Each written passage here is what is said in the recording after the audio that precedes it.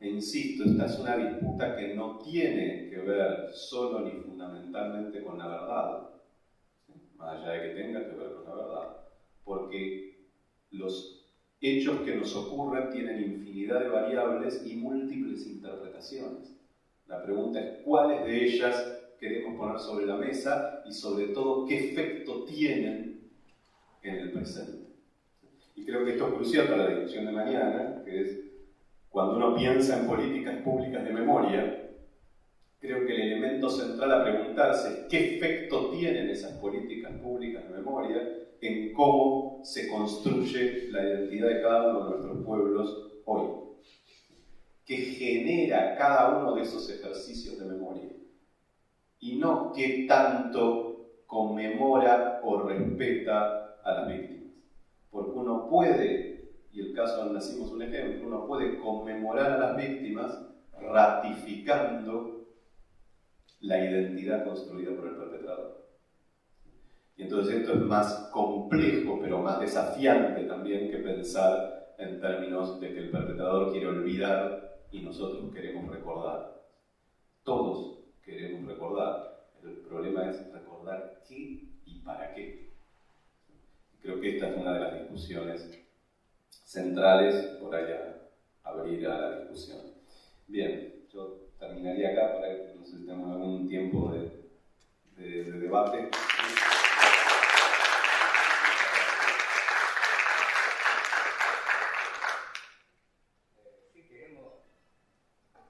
Tenemos la posibilidad, porque Daniel fue muy sintético, se ajustó a los tiempos, de hacer una ronda de preguntas.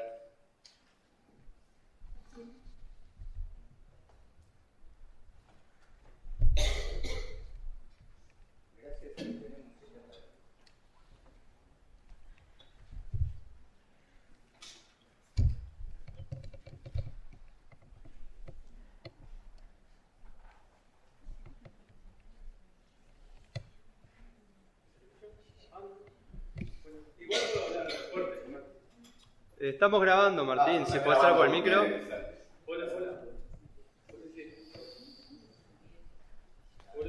Ya viene el compañero que lo maneja bien.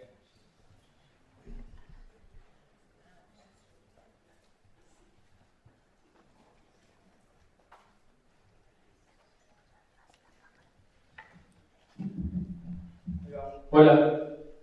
Bueno, un placer tenerlo aquí en Uruguay, que algunos conocemos su trayectoria y sus escritos. Y usted dijo algo que para mí fue muy relevante, que es, citando un poco, parafraseando a Lemkin, que es el objetivo del genocidio es la destrucción de la identidad del oprimido, una reestructuración de la identidad colectiva. Entonces, en ese sentido, me vino un poco a la mente el tema del genocidio indígena en Uruguay, ¿no? Que era también como el principal proyecto, ¿no? del país. Sin embargo, y más que en esta fecha, que ahora el jueves se cumple el aniversario de la masacre de Salsipuedes, que fue el hecho por excelencia de ese tipo de política. Lo que me viene la pregunta es si realmente se puede aplicar el concepto de genocidio, porque estamos hablando primero de un periodo del siglo XIX, no es el siglo XX, ¿no? No hay una lógica industrial de la muerte, porque no hay industria, no existe ese pensamiento industrial. Entonces, realmente, también el Estado-Nación está en plena construcción, o sea, no hay un Estado-Nación construido, sino que es parte del proceso. Entonces, esas son como preguntas que me vienen, si es que realmente es correcto o no, o habría que repensarlo, los procesos. Muchas gracias. Bien. Yo no me animaría a responderte si es correcto o no, pero te voy a dar algunos elementos para pensar esto. Primero, yo cuando planteaba los modos de funcionamiento de la tecnología del poder genocida, me refería a una de sus modalidades, decía en la modernidad, que es la reorganizadora. Yo creo que para pensar, yo creo que el genocidio es un concepto de la modernidad. Me parece que esto de usar la muerte como una tecnología de poder no necesariamente tiene registro antes del siglo XVI, en un momento muy temprano, XVII, pero sí, dentro de la modernidad tiene varios usos. Uno, más cercano a lo que plantea, es el genocidio constituyente. ¿Sí? Esto es el uso de esa tecnología de poder para crear los estados-nación modernos. Yo diría que casi todos nuestros estados-nación se construyeron sobre la base de un proceso genocidio, que tiene muchos elementos en común con el reorganizador, pero no todos. Si su objetivo es otro, no es transformar las relaciones sociales, sino es crear un espacio estatal que pueda articular a algunos grupos y que necesita hacer desaparecer a otros. Una de las diferencias es que en ese caso apunta hacia nosotros, pero a la fracción que se busca hacer desaparecer en general se la trata identitariamente de hacer desaparecer, si no transforma. Otro es el colonialista, que tiene que ver más que nada con la apropiación de territorios y recursos, y luego el reorganizador. Y creo que hay un cuarto modo que hay que pensar más, que es más el siglo XXI, que es el uso del genocidio para desintegrar una nación. Ahora, dos cuestiones que sí me parece importante aportar. Una, efectivamente esta idea de Lemkin me parece que es muy rica para pensar los tres procesos, ¿sí? Por lo menos los tres primeros procesos, constituyente, colonialista y reorganizador, en términos de que la idea de destruir la identidad del oprimido e imponerle la del opresor es lograr que el oprimido se piense a sí mismo con las categorías del opresor. Esto es muy rico para pensar el genocidio constituyente en nuestras regiones. ¿Sí? En la Argentina ha sido muy fuerte esto, de una población originaria que no se puede pensar como tal y que discrimina a los pueblos originarios pese a provenir de los pueblos originarios. ¿Sí? Esto es que tu cabeza esté procesada por una identidad que es la de tu opresor. El segundo elemento que me parece importante, sobre todo estando en un ámbito universitario, es, perdón los historiadores, supongo que algunos aquí lo digo como sociólogo, pero en realidad vale para muchos campos de las ciencias sociales, pero los historiadores en muchos casos, o por lo menos en muchos lugares que me he cruzado con disputas de los historiadores, tienen algunos problemas con la epistemología, en relación a esto que decía de cómo se utiliza un concepto. Y entonces esta idea de que no se puede utilizar un concepto porque no se había creado, confunde dos órdenes de análisis. Si estamos haciendo historia de las ideas, sería correcto, en el sentido que la gente que vivía ese proceso no podía llamarlo de esa manera porque no existía la categoría para referir a eso. Ahora, el conocimiento viene siempre después de la acción. Esto lo va a desarrollar cualquier escuela filosófica o epistemológica.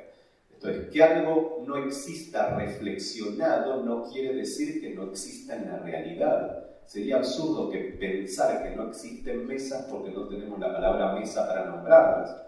La gente utilizaría algo como mesa, pudiera llamarla mesa o no. Entonces, a menos que estemos haciendo historia de las ideas y estemos diciendo no podemos decir que la gente le decía mesa cuando no era mesa, es realmente un absurdo epistemológico, digo porque ha sido muy común en la discusión en Argentina sobre el caso del genocidio constituyente en el siglo XIX, la negativa de gran parte del campo de los historiadores a poder aceptar el término, no por discusiones que se podrían dar, que es si la tecnología de poder genocida está en juego o no en ese contexto histórico, que eso es legítimo, sino por esto de que el genocidio es un concepto creado en el año 43 y estamos hablando de algo que ocurrió en 1870.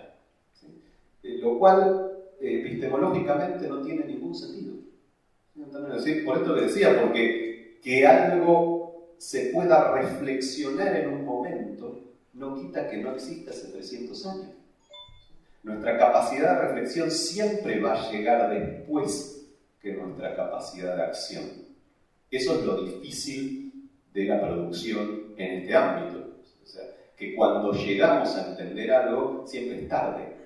Y cuando desarrollamos las categorías para entender, por ejemplo, la tecnología del poder genocida, nos sirve para entender la tecnología del poder genocida en el pasado, pero no necesariamente nos sirve para entenderla hoy, porque esa realidad es dinámica y lo que está ocurriendo, quizás todavía no tenemos las herramientas para reflexionarlo, con lo cual el planteo sería casi al revés. ¿Sí? Yo podría entender que alguien diga que para pensar hoy, las categorías que tenemos nos pueden quedar cortas. Es posible. posible porque es posible que todavía no hayamos podido reflexionar sobre lo nuevo que nos está ocurriendo. No tiene ningún sentido teórico pensar que una categoría no se puede aplicar para atrás, por eso digo, salvo en el campo de la historia de las ideas. Dicho esto, no sé si puede aplicarse o no, tendrán que trabajar aquí los que trabajan en el periodo, pero no sería ese el planteo, ¿sí? O sea, tendrá que ver en qué se parece o no a la definición de una tecnología de poder genocida, cuáles de los hechos históricos de que da cuenta están presentes o no en esa circunstancia histórica.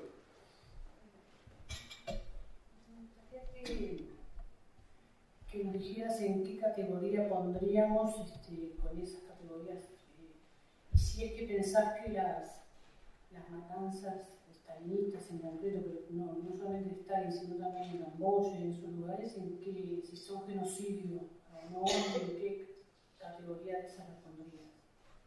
Sí, yo creo que el genocidio reorganizador, que es la forma de transformar las relaciones sociales en un Estado-nación preexistente, efectivamente tuvo ocurrencias no solo en el marco de consolidación y sobre todo profundización de las lógicas de la dominación capitalista, sino también en experiencias autotituladas socialistas. Y creo que los casos del estalinismo y Camboya son muy distintos, ambos creo que son genocidas, pero muy distintos, y que el más desafiante para el campo popular es Camboya.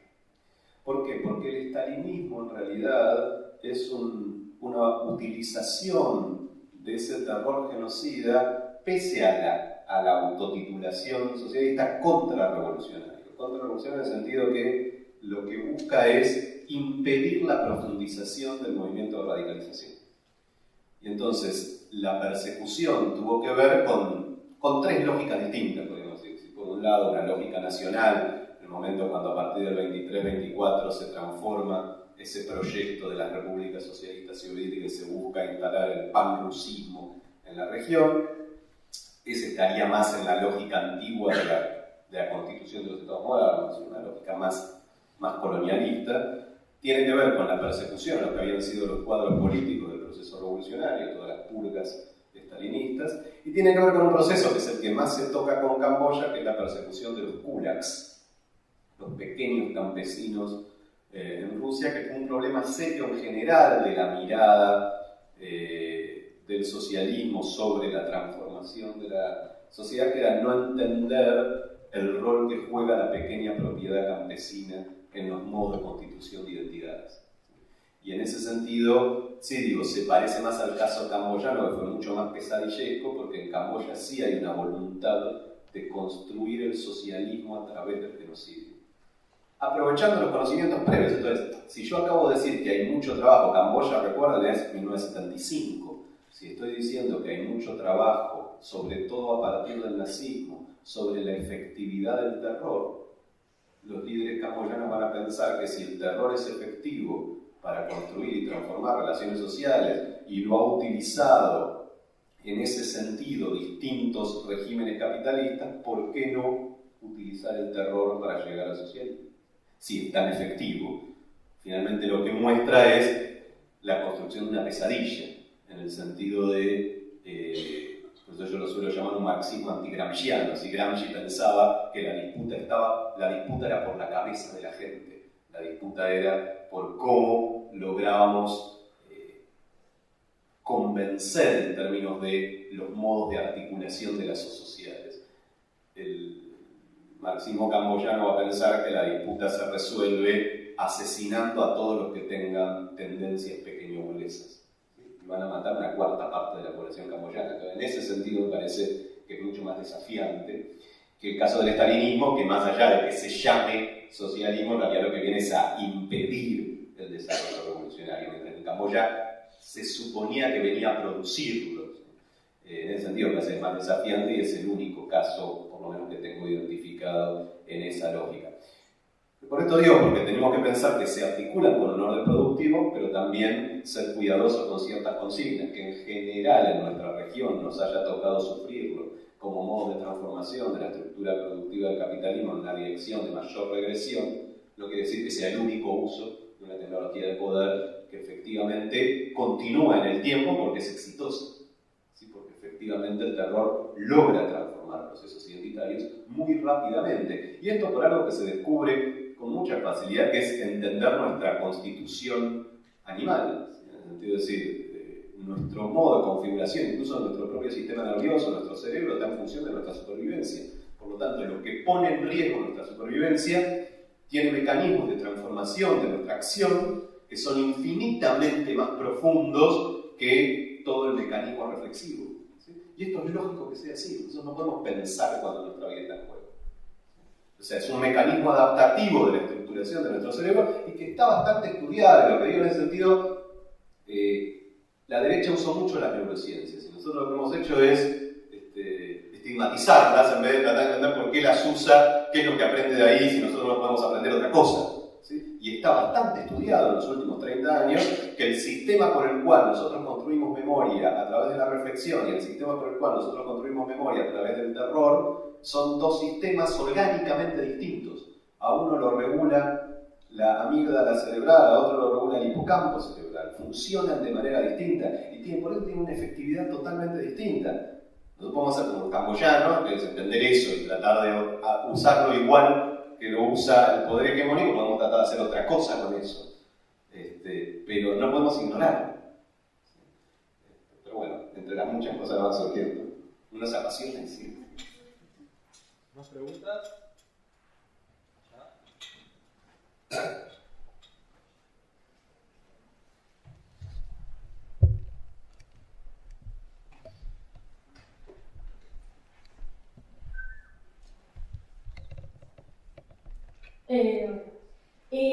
Yendo al genocidio, a toda esta conversación de la reconstrucción o la transformación de la identidad, ¿qué diría al respecto de las tecnologías como la televisión, como los programas de televisión que se dieron mucho, tanto en el nazismo? ¿Cómo es que diría que se fueron vinculando y a qué grado fue que se vincularon para fusionarse? Es buena y compleja la pregunta. ¿Sí? A ver, nacimos era más que nada la radio, ¿sí? La televisión va a aparecer después, pero yo le entraría por el otro lado y no por una reificación de la tecnología, porque eso sería como decir que la tecnología es la que produce ciertos hechos. Y creo que lo que sí es interesante ver y que, por ejemplo, lo entiende con mucha claridad un consultor político como Jaime Durán Barba, para el caso argentino lo estamos sufriendo bastante sin entender todo lo que él ha comprendido, no sé cuánto le suena aquí en Uruguay, es el consultor que ha instalado la figura política de Mauricio Macri, es entender el elemento emocional en la construcción de nuestra realidad, que no necesariamente, por eso digo, tiene que ver con la reificación de la tecnología, aunque la tecnología juega, que nosotros al percibir y construir la representación de lo que nos pasó, lo que nos pasa, quiénes somos, quiénes son los demás, tenemos una sobrevaloración de nuestra capacidad racional de distinción. Que eso es todo un proceso de construcción de mucha abstracción que puede ocurrir en determinados núcleos pequeños de población y que es mucho más fuerte nuestra vinculación emocional con esos hechos. Y que estudiar esa vinculación emocional es una forma de poder manipular nuestras representaciones. Pero por eso digo, para sacarlo del elemento tecnológico. Eso podrá ser la radio, determinados discursos, la televisión, una campaña política o lo que fuera. Lo que digo es que ahí se dan cita dos estrategias distintas. Y otra vez, la pregunta es si uno con eso lo que busca es hacer lo mismo o intervenir por otro lado, que es uno puede intentar profundizar la racionalización, pero es una apuesta difícil, creo que la más enriquecedora, pero difícil, o uno puede intentar aprovechar esa emocionalidad. ¿Sí? Lo que han hecho muchos regímenes fascistas en ese sentido es poder movilizar esa emocionalidad, ¿sí? Lo cual tiene que ver con otra característica de lo que en alguna manera se inaugura en la Europa de los años 20-30, pero ya nos vamos a otra discusión, si no necesariamente se vincula con el uso del terror, si puede vincularse o no. ¿sí? Pero cuando separo esto es para no caer en una reificación de esto, lo que nos está destruyendo es la televisión, o todo es responsabilidad de tal medio tecnológico, que lo que tendríamos que hacer, porque si no caeríamos, yo no sé si ustedes conocen la experiencia ludista, ¿sí? De la medida que creía que la forma de enfrentar la revolución industrial era romper las máquinas, ¿sí? Y por supuesto que fracasó políticamente en todo sentido, porque uno no puede llevar la historia para atrás, ¿sí? Entonces en ese sentido, entonces digo, sacarlo de la reificación, si es la radio, si es la televisión, si ahora son los youtubers, o tratar de entender que eso es parte de la transformación tecnológica que vivimos y ver qué es lo que se juega detrás de esas lógicas, ¿no? En términos de relaciones sociales.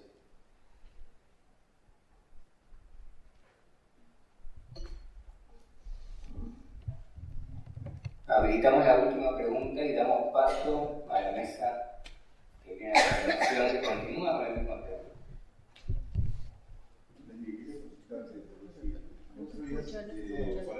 Sí. ¿Hablabas? Sí, claro. Vos has hablado del genocidio como una tecnología. En cuanto a tecnología, es un saber que circula, se libera. Hablaste de Lenin, cómo logró caracterizar esa forma de actuar que hasta ese momento no era un genocidio. Es decir, cuando hubo una palabra, hubo también una forma de delimitar un comportamiento humano, procedimientos, objetivos, medios para hacerlo, es decir, una manera de reconocerlo y de verlo. Ahora, obviamente que los estudios de genocidio se instalan cuando el genocidio acabó, en el caso de los. Ahora, una vez que todo ese saber, todo ese conocimiento acerca del genocidio se pone a circular, los genocidas lo siguieron utilizando. Los genocidas lo pueden utilizar, es decir, en esta sociedad en que todo circula, seguro ahora tenemos internet, pero antes de internet había libros, había conferencias, había maneras de hacer circular ese conocimiento. Me parece que la brutalidad, la profundidad, el carácter tremendamente masivo de la muerte de masa que se produjo después de la Segunda Guerra Mundial y que superó con creces el genocidio nazi. Todo lo que pasó en América Latina en los años 40, lo que pasó en África, lo que iba a pasar en el sudeste asiático, Balcanes, lo que siguió pasando en la Unión Soviética, en la Rusia caída. ¿En qué medida también la liberación de ese conocimiento es también apropiado en este contexto de capitalismo, de todo circular? Ese conocimiento también se apropia y los genocidas lo utilizan. ¿Puede ser utilizado en contra? Sí, absolutamente. El problema es los genocidas lo hacen de todos modos, por eso decía, no es que, por supuesto que los genocidas leen los estudios sobre el genocidio, que existen desde los años 70 sin ninguna duda, pero no solo eso, tiene una producción propia, que es el propio entrenamiento y construcción de las distintas experiencias genocidas que se van volviendo más sutiles y más eficientes. ¿Por qué? Porque la historia nunca se repite dos veces igual. Lo que a mí me preocupa desde este campo no es la liberación del conocimiento, porque bienvenido sea la liberación del conocimiento, es la falta de articulación del conocimiento, no solo de cómo opera el poder, sino de cómo se resistió al poder.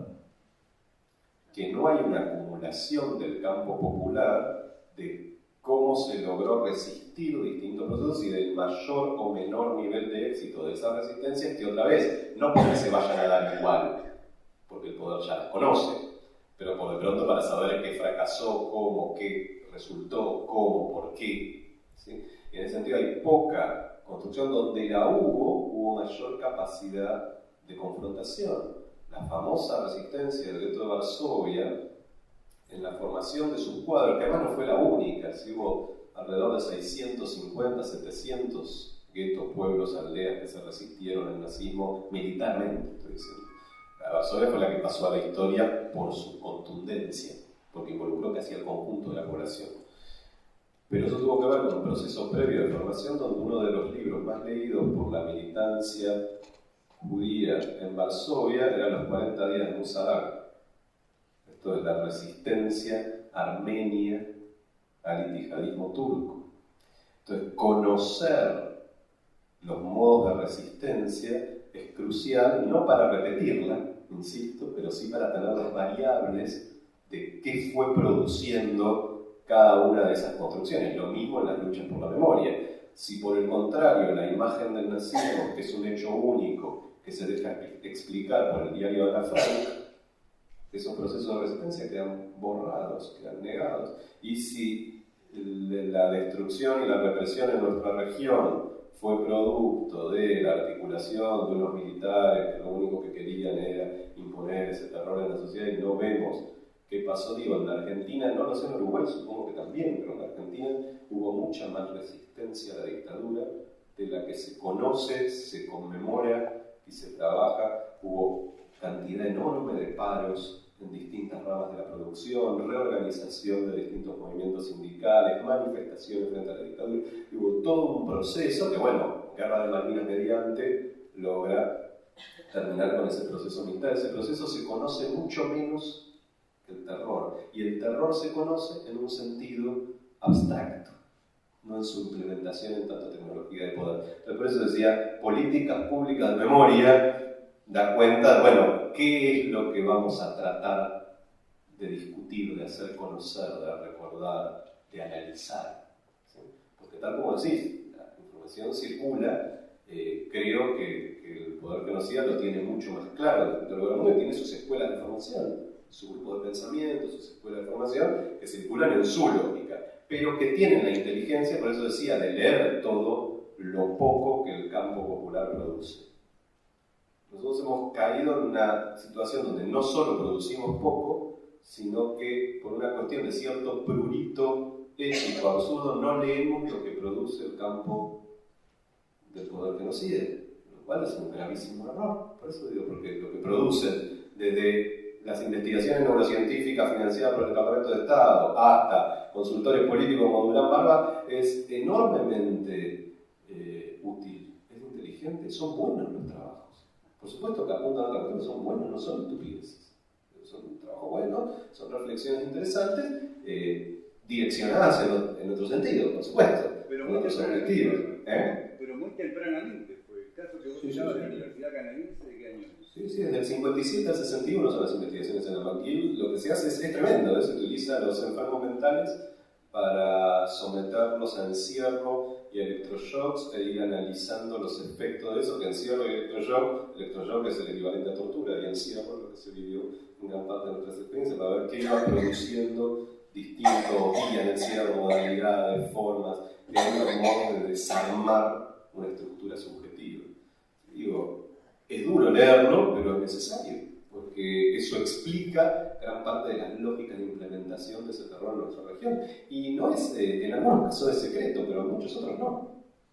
Es bueno acercarse a ese material y empezar a revisarlo. Creo que es necesario en este sentido poder hacer circular esa información, no la contraria, que es que no circule la información nuestra, digamos, ¿no? Eso sería un absurdo. Yo creo que a nosotros siempre nos aporta que la información circule lo más posible, ¿sí? Y que podamos tener acceso y poder evaluar críticamente toda producción. Pero bueno, hasta ahí. Bueno, concluimos esta parte y ahora continuamos a la mesa redonda que tenemos que dar.